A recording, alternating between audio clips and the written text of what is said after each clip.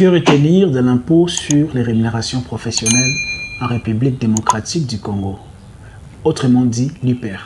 L'UPER est un montant qu'on paye au fisc après paiement d'un agent, d'une partie tiers qui nous a rendu un service. En RDC, il y a un barème qui nous facilite son calcul et ce barème est généralement mis à jour toutes les années.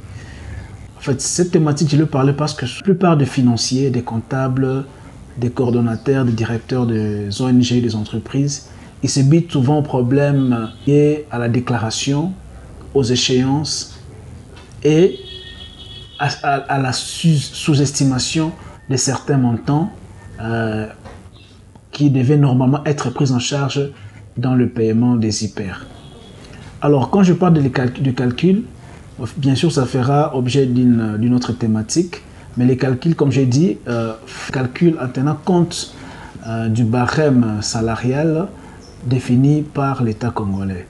Là est toute une autre matière qui demande des calculs. Concernant les déclarations, les échéances, bien sûr, ça c'est un problème parce que l'État congolais a défini les échéances en République démocratique du Congo. Par exemple, je donne en passant, pour l'UPER, ça se paye au plus tard les 15 du mois suivant le paiement. Mais on peut le faire, bien sûr, les jours même qu'on a effectué le paiement. Il y a plusieurs autres échéances à respecter, surtout vers la fin de l'année.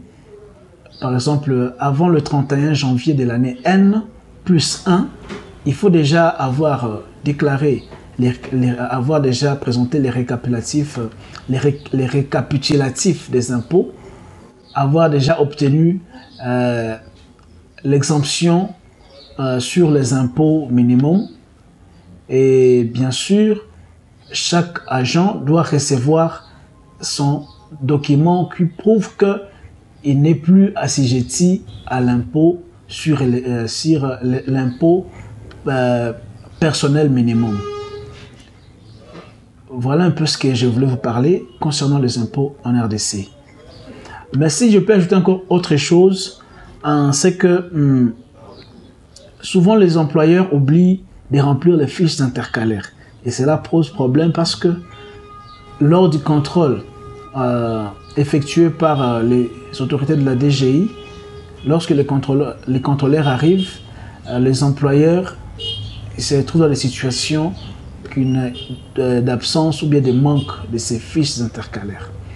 Alors, prochainement, nous allons développer d'autres thématiques comme quels documents tenir régulièrement pour avoir un bon système fiscal, comment se préparer au contrôle fiscal.